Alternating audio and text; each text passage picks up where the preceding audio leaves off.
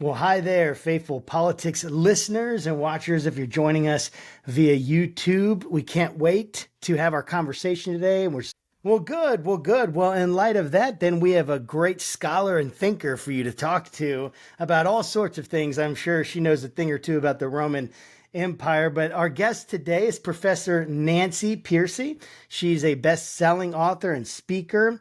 A former agnostic, she was hailed in The Economist as America's preeminent evangelical Protestant female intellectual. Her work has appeared in The Washington Post, The Washington Times, First Things, Human Events, American Thinker, Daily Caller, The Federalist, CNSN News, or CNS News rather, and Fox News. And she's appeared on NPR, C-SPAN, and the Fox and Friends.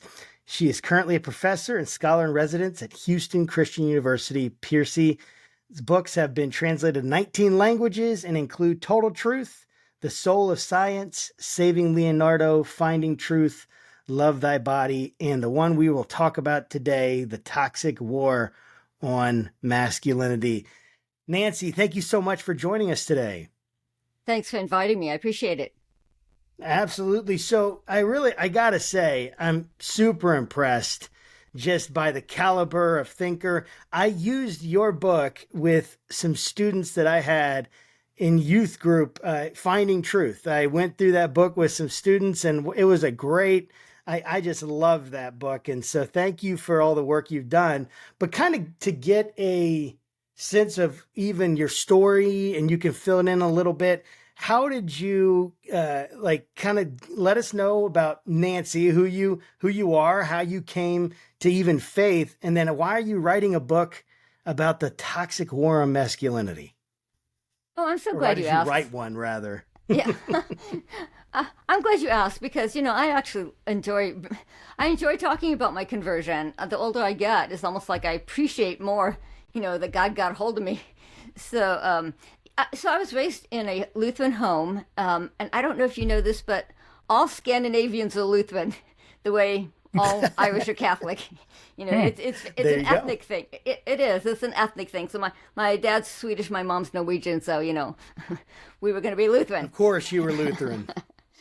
And so, but the problem with that is, with an ethnic faith, is that often people rely on the ethnicity, and they don't really have a strong personal commitment. And so, when I was in high school, I started just asking questions about my faith. Really, the main one I was asking was just, how do we know it's true? Right? I'm going to a public high school. All my teachers are secular. All my textbooks are secular. And I simply started saying, how do we know this is true? I could answer that. I talked to a Christian college professor, and I asked him point blank, why are you a Christian? He said, works for me. I said, well, you're a college professor. That's all you've got. And I had Wow. a chance to talk to a seminary dean, and I thought, okay, I'm going to get something more substantial. But all he said was, don't worry, we all have doubts sometimes, as if it were a psychological phase that I would outgrow. So about halfway through high school, I decided, I guess Christianity just doesn't have any answers, and it's up to me.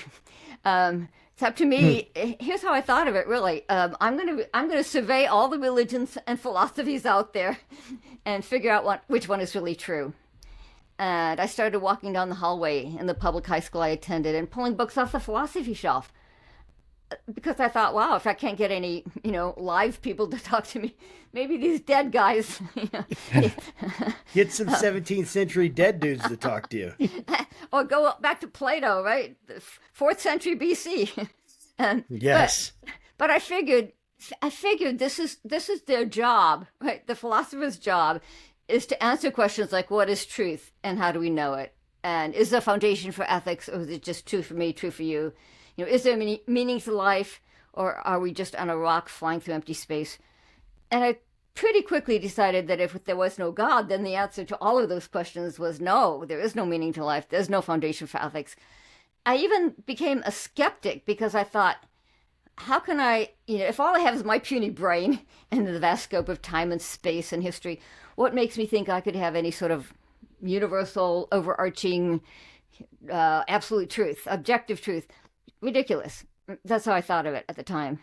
So by the time I graduated from high school, I had absorbed all of these secular isms, from relativism to skepticism, and even determinism, because from my science classes, I learned that we were just complex biochemical machines anyway. So I was very ripe for the kind of apologetics that Francis Schaeffer does. And so Francis Schaeffer had a ministry in Switzerland, which was called L'Abri, which is French for the shelter. It's in the French-speaking part of Switzerland. And I had gone to Europe. We'd lived there when I was a child. My dad had a job over there. So I had gone back. I'd saved all my money through high school so I could go back. And that's how I stumbled across L'Abri.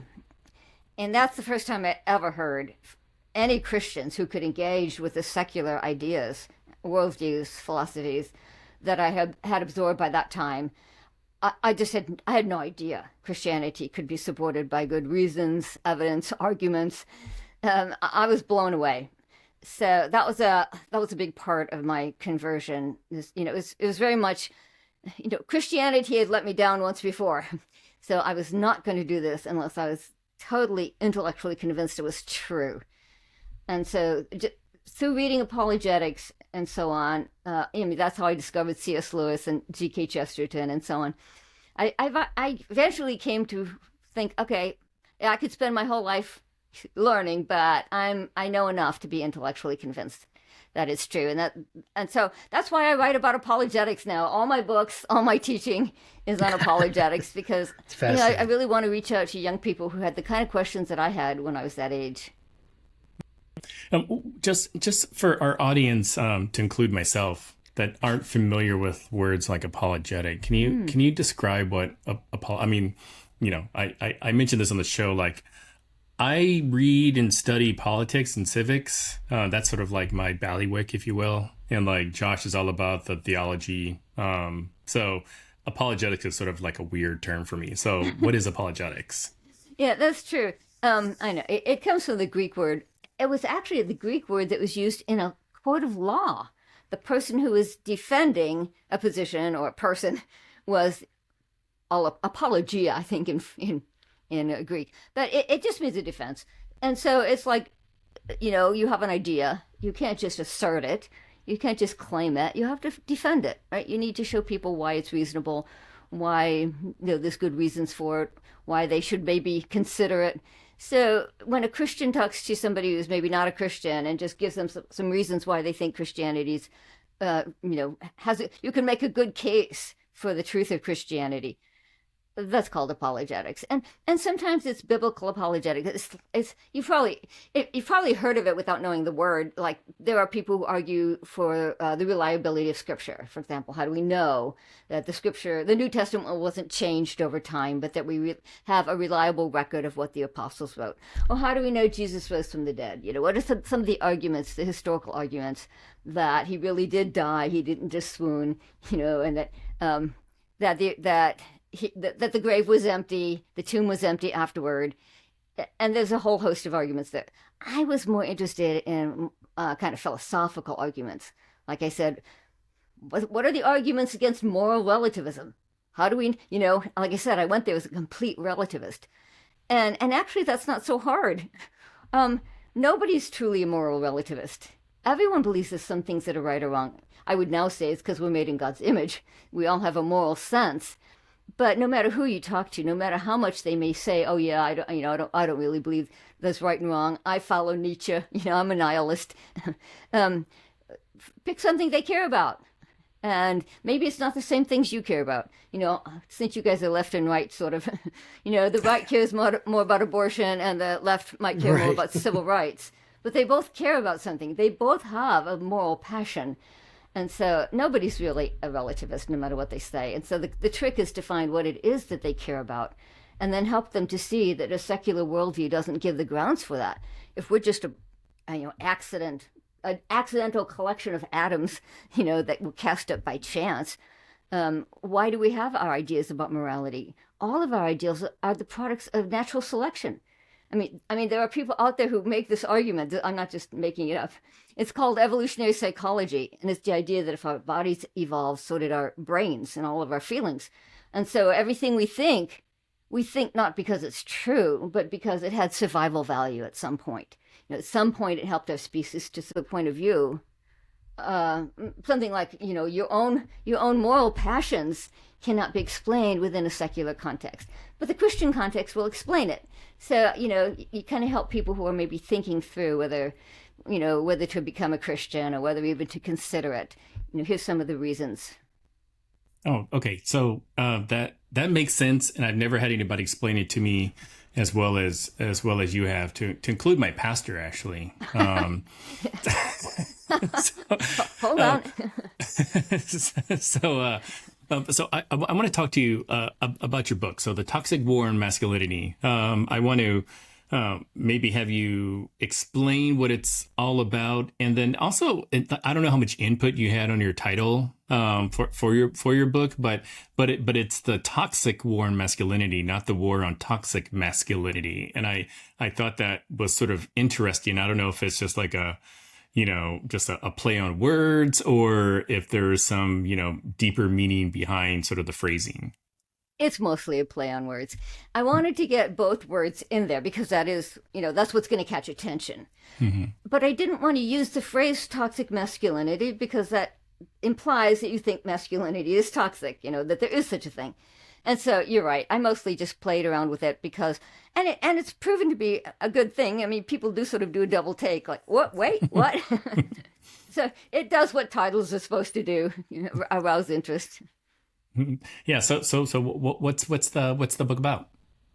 Yeah. So I wanted to write the book because I was trying to understand why has it become so socially acceptable to launch, hostile missives against men and masculinity. For example, the Washington Post had an article titled, "Why Can't We Hate Men?"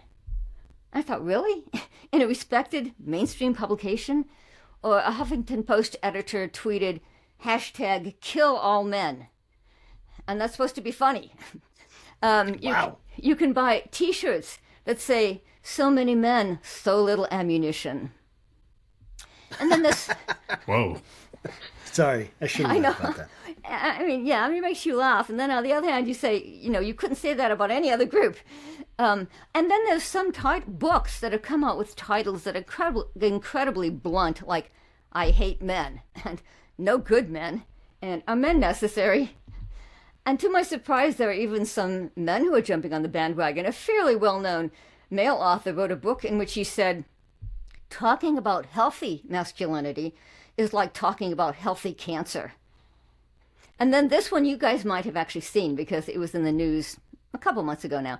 But did you see the director of the movie Avatar, James Cameron, was in the news because he said, testosterone is a toxin that you have to work out of your system.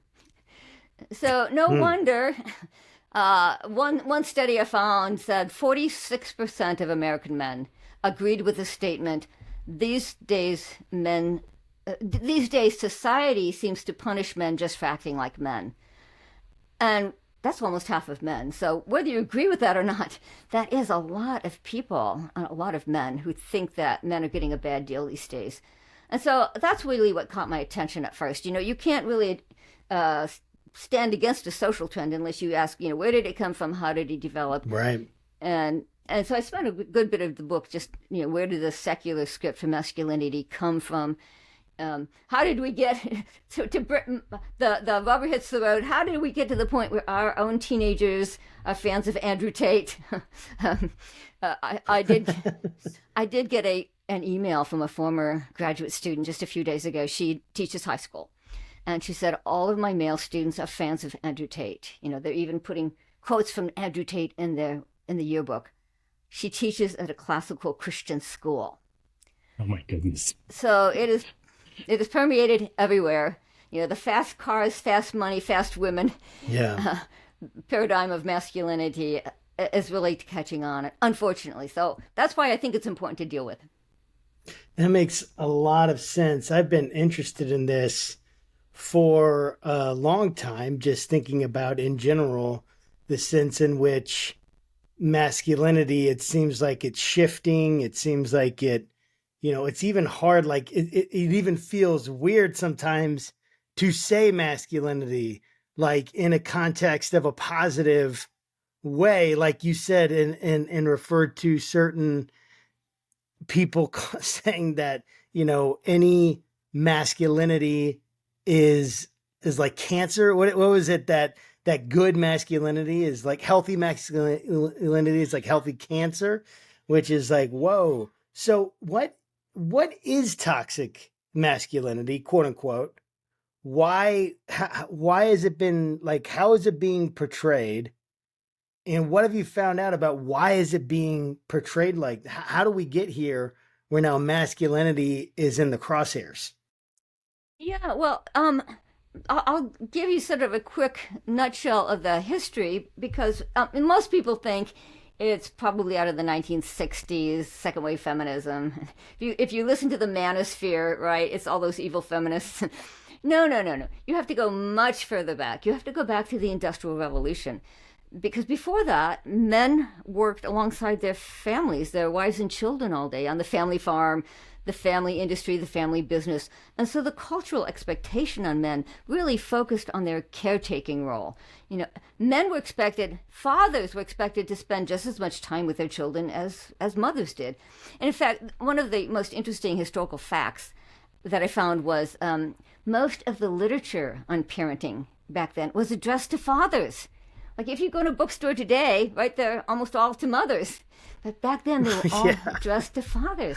That was so interesting because they expected the father to be the one who had the primary responsibility. And even the concept of authority back then was the person in charge of the common good.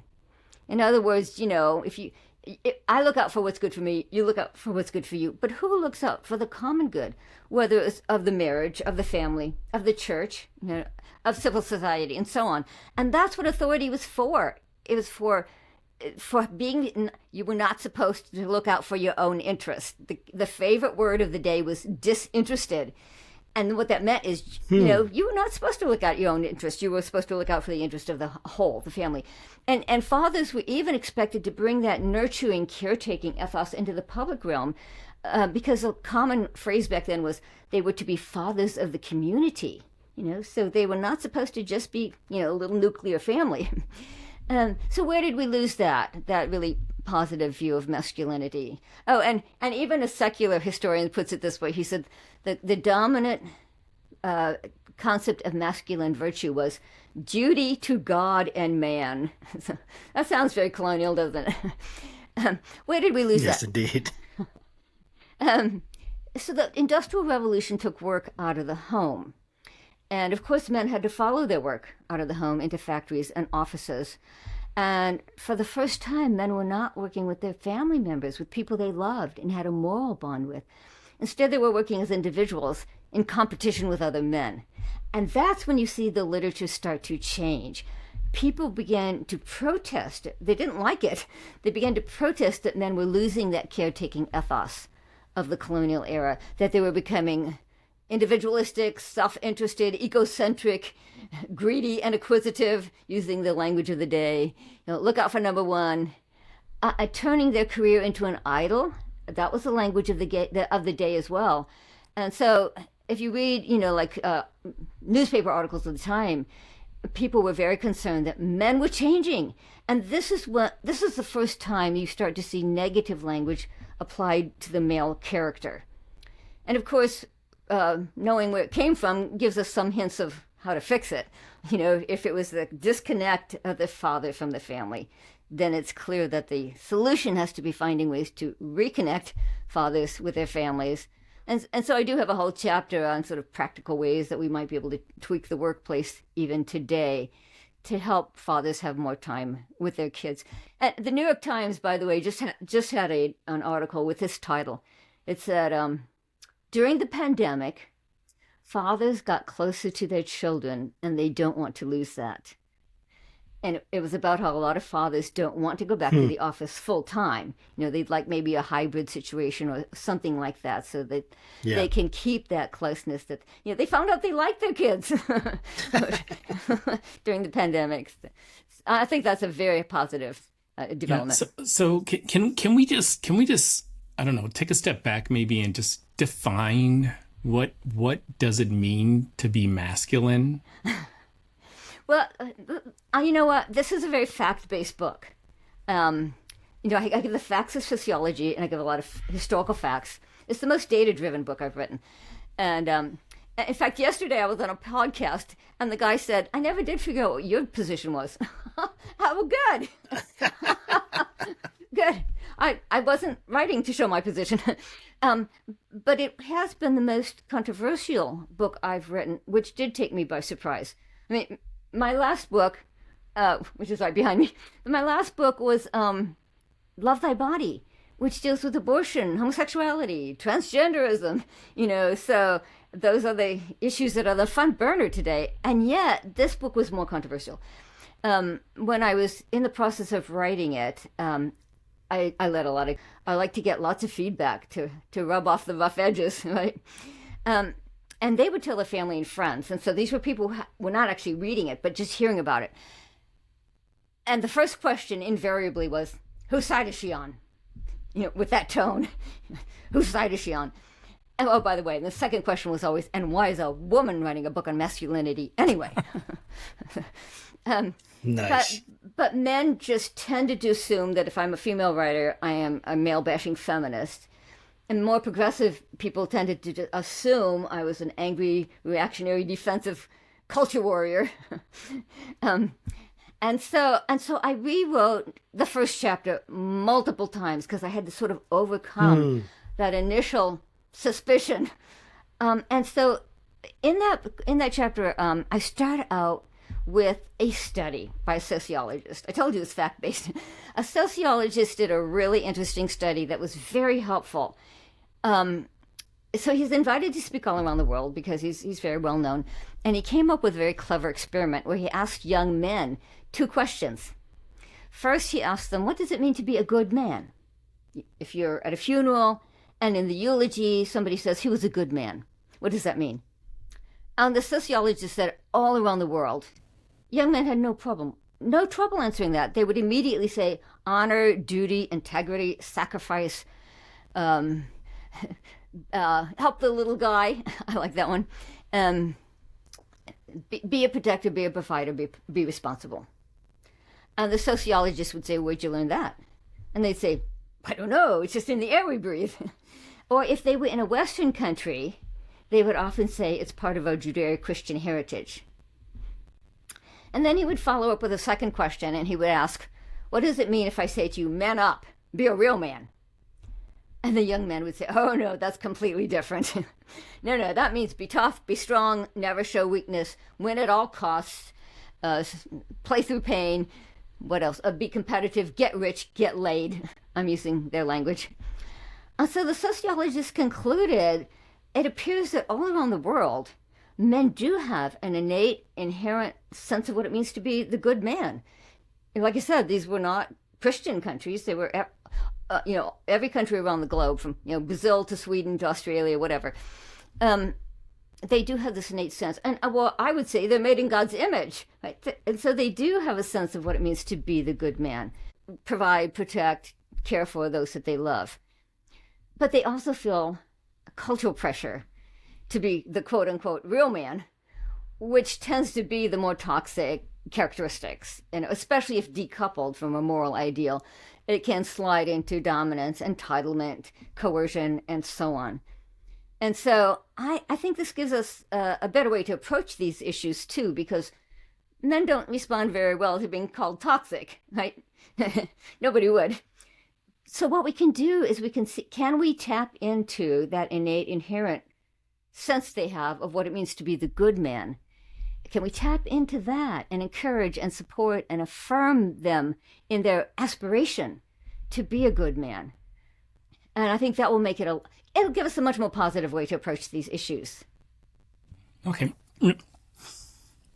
I really appreciate you you saying that you're not necessarily taking a position, because it's almost like whenever you see the words toxic and masculinity kind of in the same sentence, it's almost like a dog whistle for both sides, right? Like so the right wants to say, we are, we're feminizing men, we're leading them, I don't know, go to musicals or whatever, like I don't know what the thing is. I like musicals. So and then like on the left, it's like it's viewed as a critique, a cultural critique, and I'll be honest, like when Josh told me you were going to come on the show, obviously I did my research. I was like, oh, I wonder where she stands on this. And like, but it makes sense. Like, you're not necessarily trying to appease one side or the other. You're looking at data, you're looking at facts, I do think that probably maybe some of the,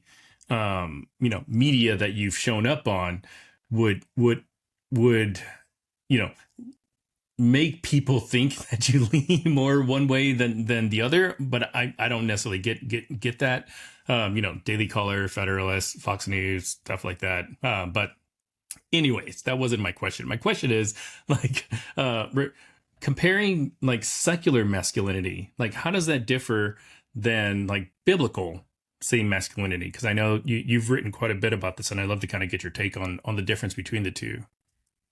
Yeah, well, there's been some sociological and psychological studies done on Christian men, and actually that was the final trigger that made me decide I was going to write this book, because I started reading some of this literature and I thought, this is great stuff. Nobody knows about it. So basically what happened is, of course, Christian men are often held up as exhibit A of toxic masculinity, theologically conservative Christian men. If you believe in any notion of a headship in the home, for example, it was very easy to find accusations with a quick Google search. But I'll give you just one. So this was the co-founder of the Church Too movement, which came after the Me Too movement. And she said, the theology of male headship feeds the rape culture that we see permeating American Christianity today. And so the social scientists were reading these accusations and saying, where's your evidence? You're making these charges, where's your data? And so they went out and did the studies. And in my book, I quote some dozen or so studies where they found out exactly the opposite. They found out that committed Christian men who are really living out their faith test out as the best, on top of the heap. In other words, they test out as the most loving husbands, and by the way, it's their wives who they do test the wives separately, which is important. And so the wives are reporting the highest level of happiness with their husband's expression of love and affection. Evangelical men spend the most time with their children, 3.5 hours more per week with their children than secular men, both in shared activities like church youth group and sports, and in terms of discipline, like setting limits on screen time or enforcing bedtime. Evangelical couples divorce at the lowest rate of any major group in America, 35% lower than secular men. And then the real surprise is they have the lowest level of domestic abuse and violence. And so when I started reading this material, I thought this needs to get out. I had to dig into the academic literature to find this, reading academic journals. And I thought, why don't we know this? Christian churches need to know that committed Christian church-going fathers are doing a very good job compared to the rest of the culture, because Christian men feel beaten down too. I mean, when I told my class that I was writing a book on masculinity, a male student shot back, "What masculinity? It's been beaten out of us." So I thought, oh, okay. And it's also good, I think, for sort of apologetics purpose, if I can use that term again, in the sense of we need to bring this information out into the public to debunk the secular narrative that says Christian men are uniquely toxic, because this isn't just a pep talk from a religious leader, right? This is solid empirical evidence out of the social sciences. It's evidence-based findings that Christianity does have the power to reconcile the sexes, as I put it in the subtitle of my book. And you asked about the secular versus the Christian. So I gave you the Christian, so the secular it could have sort of by contrast. Yeah, that makes sense. It's interesting when I hear you talk, because I'm thinking, like, in light of what what I think that Will was kind of alluding to is that looking at the title of your book, looking at some of the publications, maybe, I mean, of course, the Washington Post certainly isn't, they're no way close to the right. But looking at all of that, like someone would think, oh yeah, they're going to try to already predict what I already know what she's going to say. I already know what she's going to say. And I think that probably has a lot to do with the fact that you've proclaimed you're a Christian, whatever it is, or evangelical, that word. And I'm sure we could go all day, and you should, maybe your next book is going to be on ex-evangelicals and this deconstruction movement that isn't really what deconstruction is, but no one really cares about that. They just, they like the word. So, but what I was going to say is that how do you feel like your faith has affected, number one, your view of masculinity and what the standard should be? And number two, how does it affect maybe even your pre-understanding as you come to these studies and you come to this data? Like, how did you even maybe work against that bias that you may have as you're coming to this data? The opposite bias. I had absolutely the opposite bias. Okay, if you read my book, you realize that in the introduction, I talk about my childhood, which was severely abusive. My father was very physically abusive. In books on abuse, they often ask, was it open hand or closed fist? And it was closed fist. It was a knuckle fist. That was his favorite, to make a sharper stab of pain. So I came out of my childhood, ricocheted all the way to extreme feminist, as you can imagine. Right, yeah. All of the feminist books. I loved them. Starting, with Betty Friedan and Simone de Beauvoir, Kate Millett. I mean, everyone I thought was better than the last. I always had some feminist book on my bedside table. So that's why I put that story at the beginning, so people would realize, well, even when I started this book, I was kind of, well, I'm not so sure where I stand on these issues. I mean, I had a lot of emotional and psychological healing from my past. I should say that part, because I had a Christian psychologist pick up my book, and he said, when I first picked it up, I read that opening introduction, I thought, oh no. He said, oh no, an abused woman who's angry at men. And it doesn't come across that way. It does not come across as angry at men. But that's because I did have to go through years and years of emotional and spiritual healing. I mentioned that I became a Christian at a ministry called L'Abri, which is in Switzerland. And I've told that story a couple times, but I've never told this side before until this book. Also at L'Abri is where I started the emotional healing from the trauma of my childhood. On staff was a psychiatric social worker. Her name was Sheila Bird, and we called her Birdie.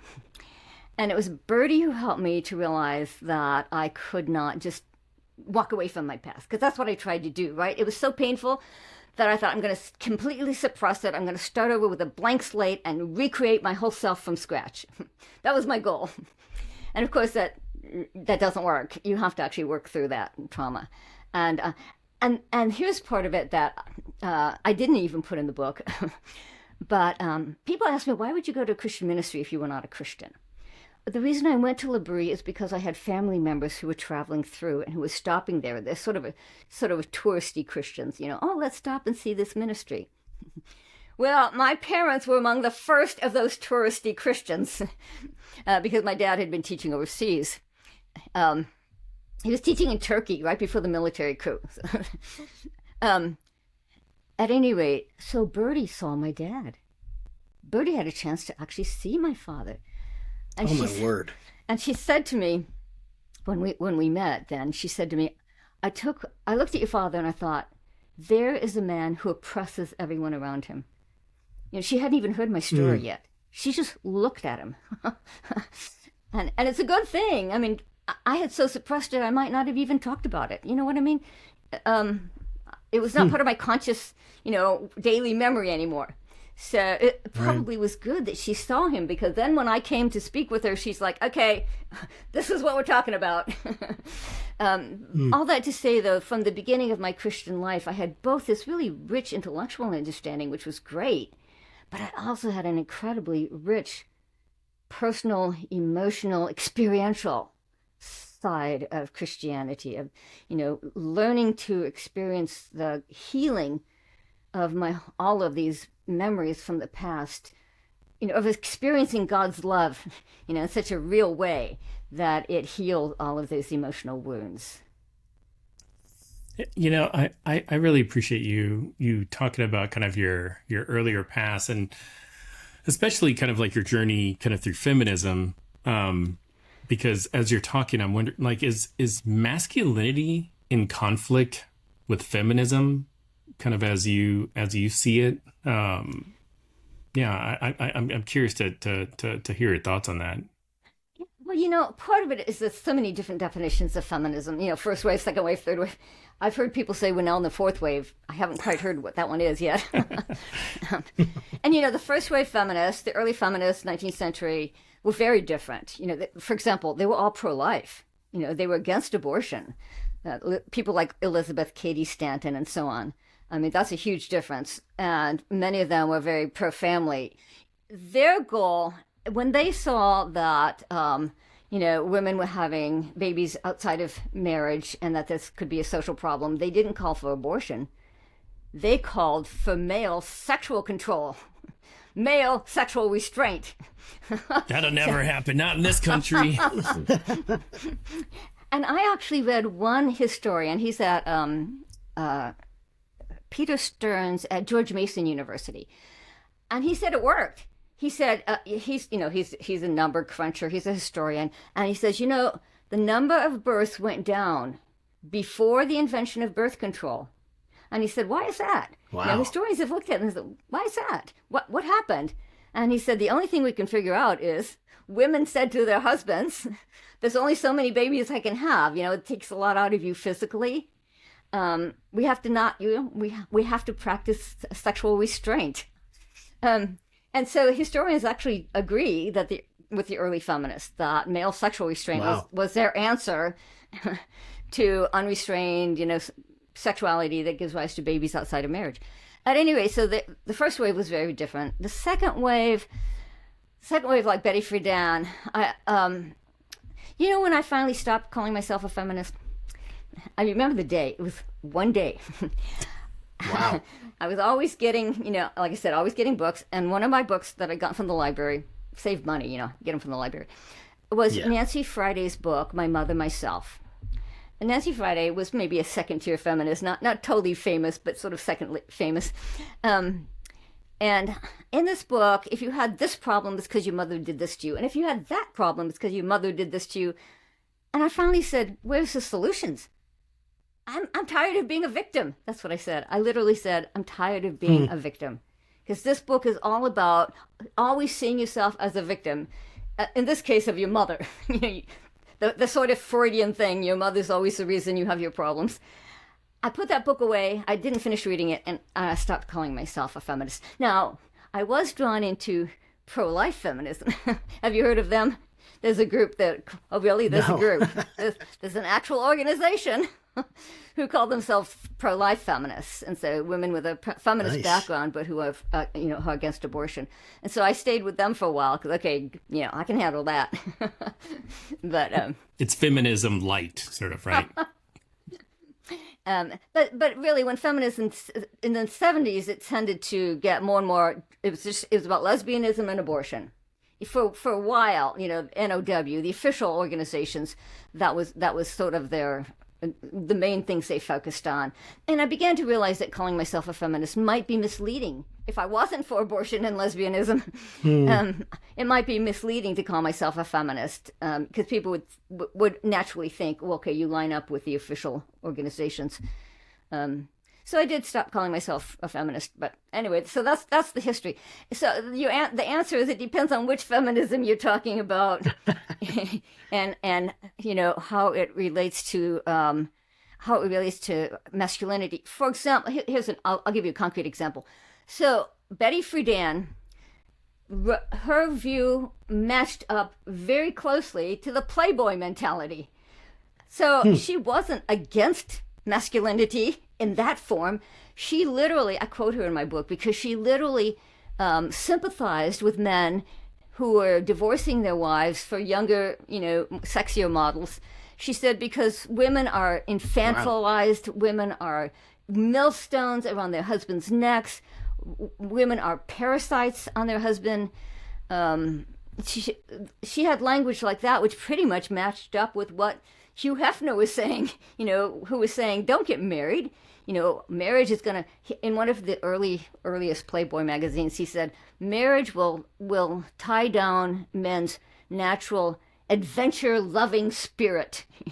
And I thought, well, he and Betty Friedan were actually saying the same thing. So sometimes they actually lined up in their views.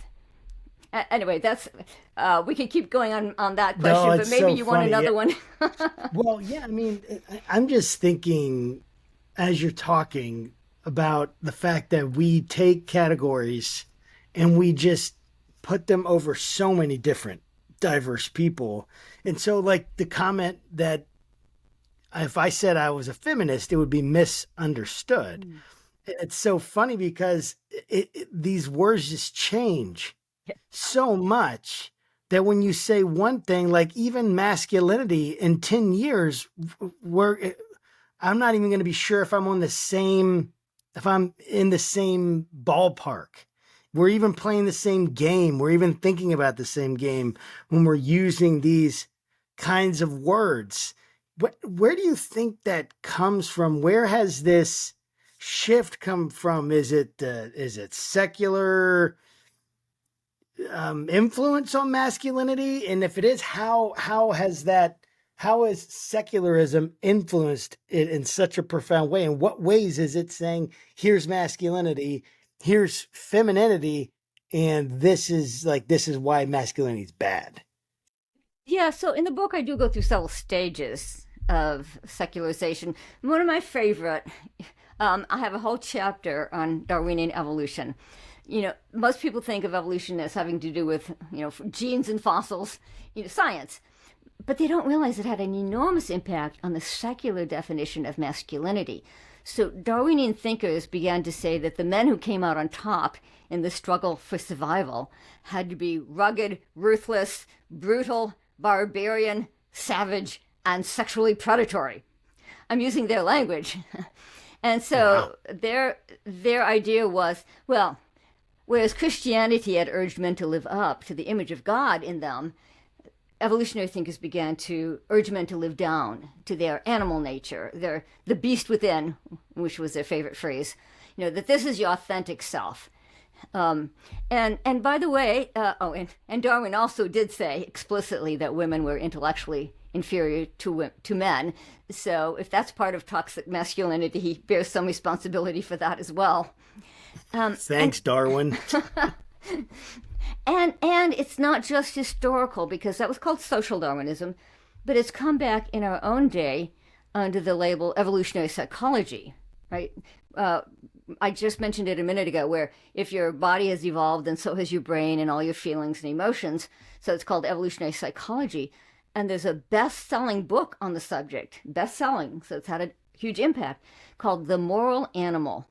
And the author says, the human male is a possessive, oppressive, flesh-obsessed pig. Trying to teach him how to have a successful marriage is like giving Vikings a booklet on how not to pillage. I thought, okay, that's still the message of evolution. And then there's another one, by the way. Have you seen this? It's just been reissued. George Gilder's book, Men in Marriage, which is an older book, but just reissued. And he also, coming from an evolutionary perspective, says a man he uses language like violent, irresponsible, sexually predatory. His deepest impulse is to get on his motorbike and ride off into the sunset like a Lone Ranger. He doesn't want to be tied down to marriage and family, and then he says, but it takes a woman to tame him. So a woman has to civilize this man. And I'm thinking, wait a minute. It's kind of like the Epic of Gilgamesh. When remember the prostitute makes whatever Enkidu anyway, like he makes him civilized. Yeah, well, exactly. Gilder goes so far as to say a man has to accept the woman's morality, and it's civilization is shaped by the woman's morality. To which I say, don't tell men they have to submit to a woman's morality. What man's going to do that? A man is called to God's morality. God is the one who tells us who a man and woman is. What it means to be masculine or feminine. I'm very much opposed to this message that it's up to women to tame men. Like women are better, men are more naturally prone to sin and vice. And by the way, if you want to go into that, I have a whole section on that in the book as well. Where did we get this idea that women are naturally morally superior and men are just naturally more prone to sin and vice, and women have to tame them? That also came out of the 19th century. Nobody said that before the 19th century.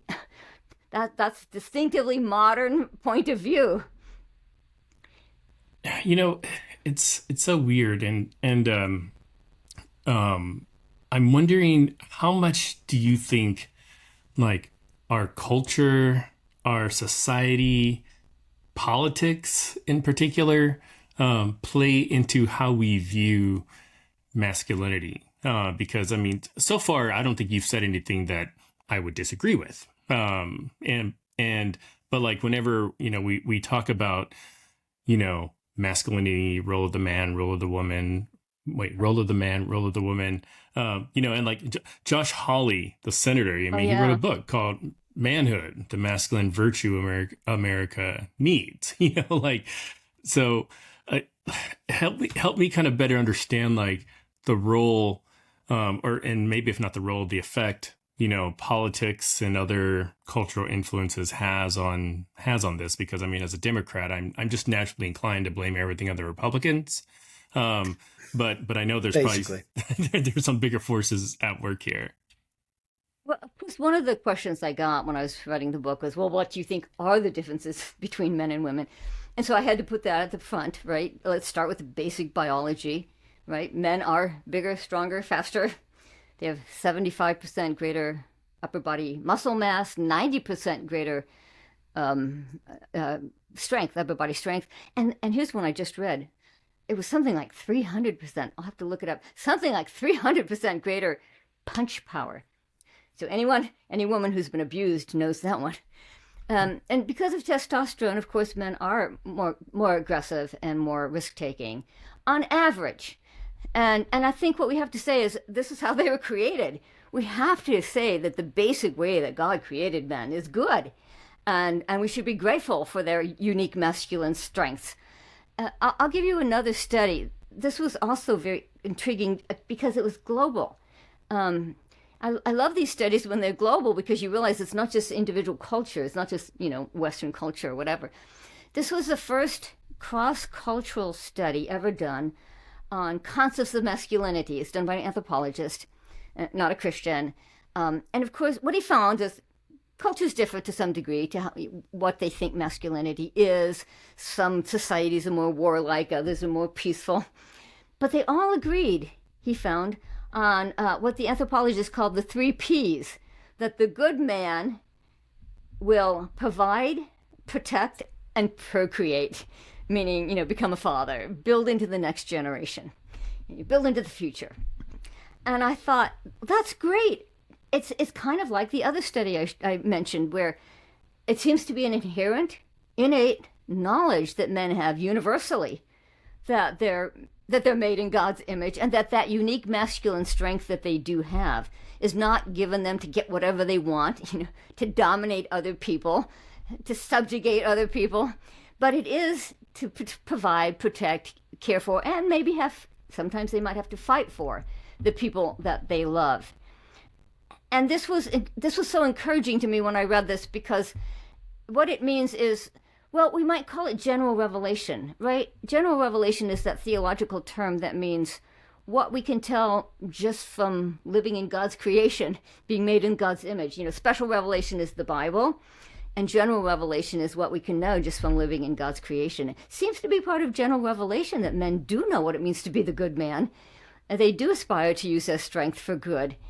And again, it was not a Christian, you can't say it was biased because he wasn't a Christian. It wasn't a Western culture. It was universal. And so, or Romans 2, maybe that's another way to refer to it, right? Paul says we all have a conscience. We all have a sense of right or wrong, whatever our cultural background is. So to come back to your question, as you can see, I keep coming back to the fact in what is good about masculinity and be grateful for it. Of course, we have to affirm what's good about femininity as well. The reason people are concerned about acknowledging differences is that almost always, if you acknowledge a difference, one will be less than, will be considered less than. One will be considered inferior, a subordinate, or whatever. And so people are very nervous. I'm very nervous about acknowledging differences. And so if you do acknowledge the difference, you have to say that women's differences are also strengths. The unique, most things are not unique. Okay, if you talk about personality traits, they overlap very closely. So even a trait like aggression, which surprised me, aggression, you get a bell curve for men and you get a bell curve for women, and they overlap very closely. So there's a lot of women who are actually more aggressive than a lot of men. And they differ mostly at the ends, which is why 95% of the prison inmates are male. They're over at that women and men are more alike than they are different. When Adam sees Eve for the first time, he doesn't say, oh, somebody different from me. No, he says, somebody like me. Bone of my bones, flesh of my flesh. How exciting. And so it's important to keep that in mind. And then when we do acknowledge the differences, that we acknowledge both as strengths, so that, what's different, what's unique to women is that, their superpower is that they have children. And they have a lot of psychological abilities that go with that. They do test out higher on tests of emotional intelligence. And a lot of that's because when you have a baby, when you have an infant, and the infant is in distress, you have to drop everything and meet their distress. You don't argue with them. You don't reason with them. You don't scold them. You don't punish them. You meet their distress. No matter what you're doing, no matter if it's 3:00 in the morning, you have to learn how to be willing to meet another person's need at the drop of a hat. You need to learn patience. You need to learn gentleness. You need to become extremely sensitive to nonverbal cues because this baby's not talking. And women become very sensitive to, by the way, these are all, I'm talking about studies that have been done. So another thing the studies show is that women become very sensitive to threats in the environment because in a sense they have to take on the threats to the environment, to their children. They become mama bears. And so it's important that we always, when we talk about the differences, I'm very sensitive to the fact that it's all, well, men are stronger. Well, women are stronger. They also have their strengths. The differences are not a strength versus a weakness. It's a strength versus a strength. And if we focused on that, I think we would take a lot of the fire out of these debates. Right. Yeah, just real fast, Josh. When you talk about that, I always go back to my wife who gave birth to both of our boys natural, like no, I don't know how people give birth unnaturally, but but basically like she wanted the whole experience. Like she's like, I don't want drugs. I'm just gonna do my hypnotherapy, work through my pressure waves. And like I would have zero desire to do that if I were able to get pregnant. Yes. I'd be like, just give me all the drugs. Like just let me forget the whole experience. My wife is so much stronger than me, like emotionally. Which that's what makes it, I feel like, I mean, strength, physical strength is awesome. And I say that a bit tongue in cheek, but I mean, emotional strength is what gets you through life and what allows you to cooperate with other people and what allows you to get the most accomplished. I would think, and I would think that studies would bear that out.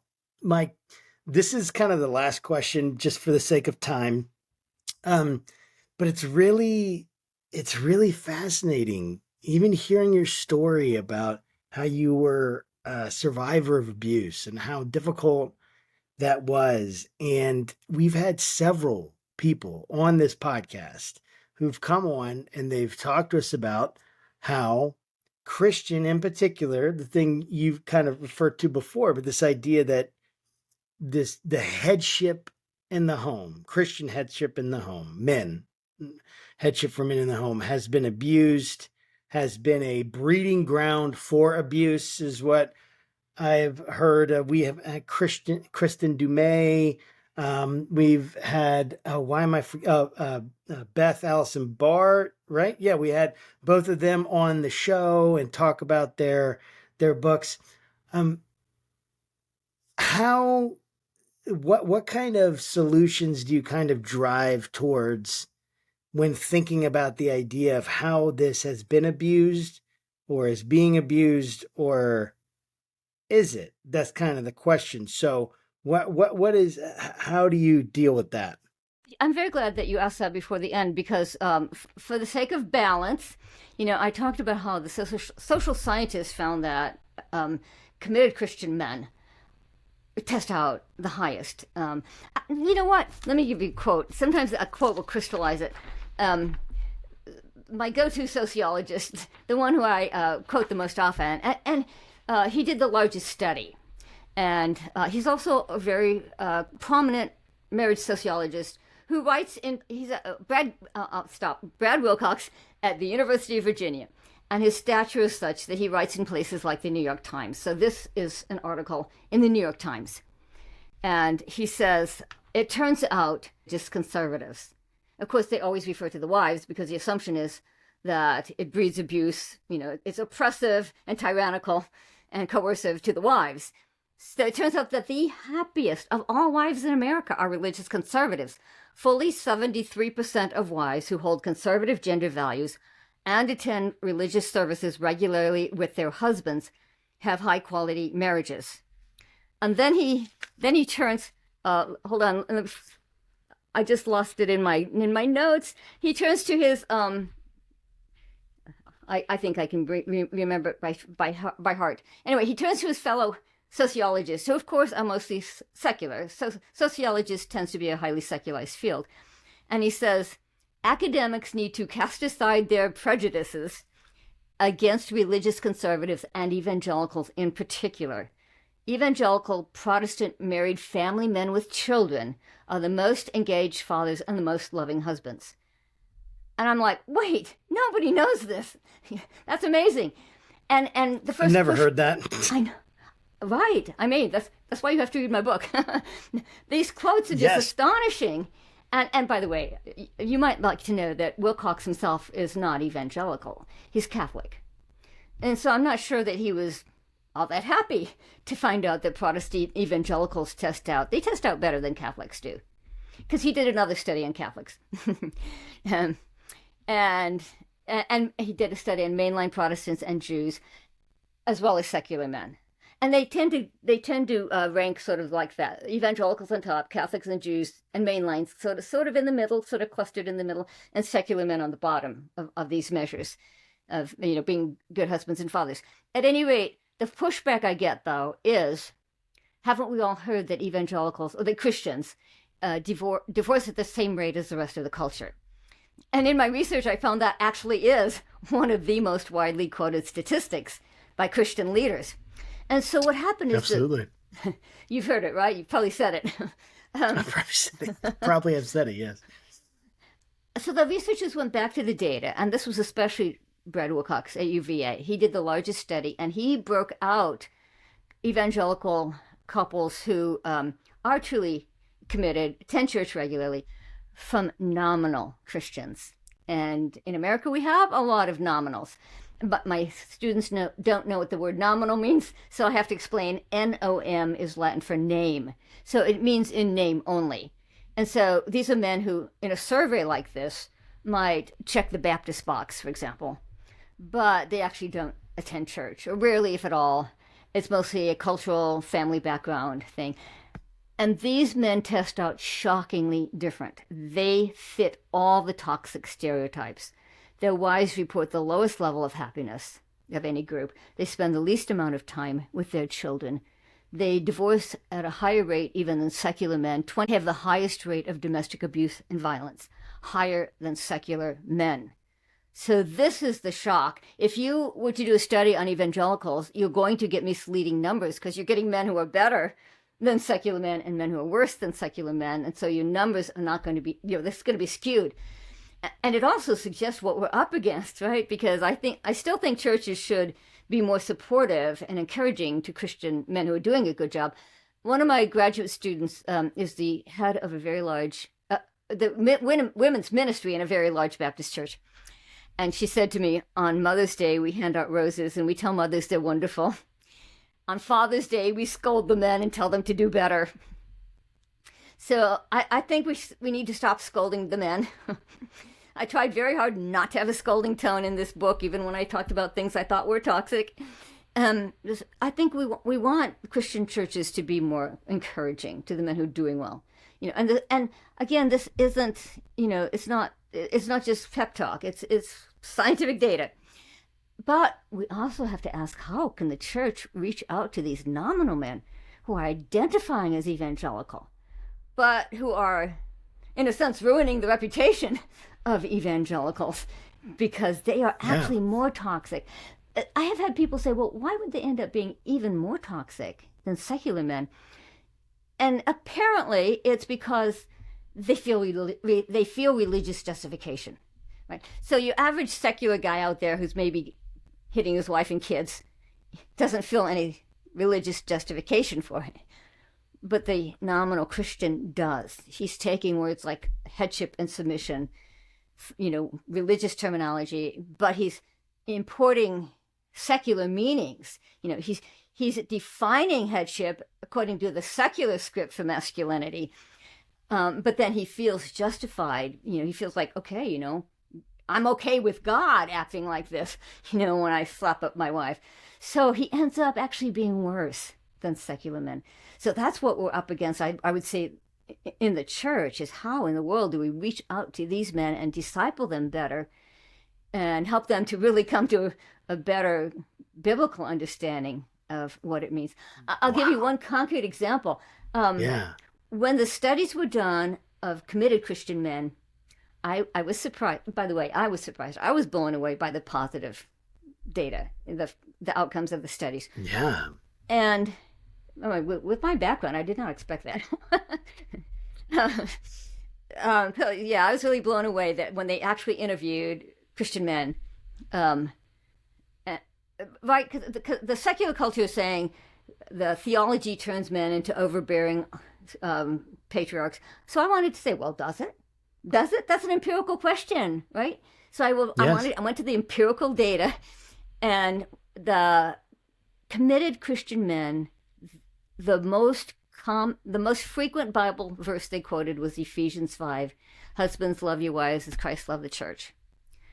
And I thought, and then I turned to the secular men, the nominal men, and many of them said they never even heard that verse. They literally said that. Wow. I'll give you two examples. One was a woman whose husband was abusive. She said, when I heard that Ephesians 5, the one to husbands, I didn't believe it. I'd never heard a sermon on that. I had to go look it up in the Bible myself to find out if it was really even there. And then another story was of a pastor who counsels abusive men. They're in court-ordered counseling. That's about the only time they get counseling is if it's court-ordered. So there's a Christian pastor who's involved in that counseling, and he was being abusive to his wife. She had a court order against him which he had broken, and the pastor was trying to tell him, that it helped him to see what he was doing wrong, and the man couldn't see it. He kept saying, Ephesians 5, she's supposed to submit to me, so she's wrong. She shouldn't leave the house. She should come back and submit to me. And the pastor said, let's go a few more verses down. Let's look at what the same Ephesians 5 says to pastors. And the pastor who's writing this up said, the guy was shocked. He had never heard that verse, that husbands love your wife as Christ loved the church. And he had to admit that he was not doing that. So I thought that was amazing. It's such a contrast between that is amazing. Christian men and the nominal men. Oh, that's an unbelievable data point. And it's not just a data point, but it's like a theme that's like amazing to bring out because, and just to make sure I get it, and then I'm going to ask you the last technical question, which is just, I say technical, it's just like, it's not like a deep question. It's just like, but anyway, so they attend church regularly? Is that, so what makes them committed as opposed to nominal, I guess, if you could just help us see that real quick. It is surprising, but true, that social scientists have discovered that you can pretty much judge it just by the whether they go to church. Something so concrete, something so quantifiable. There have been studies that try to dig deeper, right? There's studies that, well, how important is your religion to you? How often do you pray? Do you feel God's presence? There are studies that have asked deeper questions like that. But they have found, surprisingly, it pretty much lines up with just, do you go to church? Do you go to church regularly? And so now a lot of studies that I've seen, a lot of them just focus on, do you go to church 3 times a month or more? And that tends to be a pretty good, pretty reliable measure of how committed a man is or how nominal he is. Wow, that's amazing. Well, Nancy, how can people keep up with your work and where can they find the book where they can purchase it? Well, you can get it at Amazon like everything else, right? Like everything else in the world. Although if you prefer, you can get it at places like christianbook.com. And you can come to my website. My publisher very generously redesigned my website so it's colorful and fun. And you can peruse my other books and find out what else I've written. And you can leave a message. Oh, the address. I forgot to say the address. nancypearcey.com. And Pearcey is Pearcey. So nancypearcey.com. And there's a place where you can leave comments. So I read them. I don't have time to answer all of them, but I read them. So come on by nancypearcey.com. Come along and say hello. Well, thank you. That's awesome. Well, guys, this has been Professor Nancy Pearcey with her new book, The Toxic War on Masculinity. I almost said the war on toxic masculinity. It's like the toxic war on masculinity. We've so enjoyed having you on the show with us today. Thank you, Nancy. Thank you. I have really enjoyed it as well. You guys are great to talk to. Well, thank you. And guys, until next time, don't keep your conversations left or right, but up, and we'll see you then. Bye.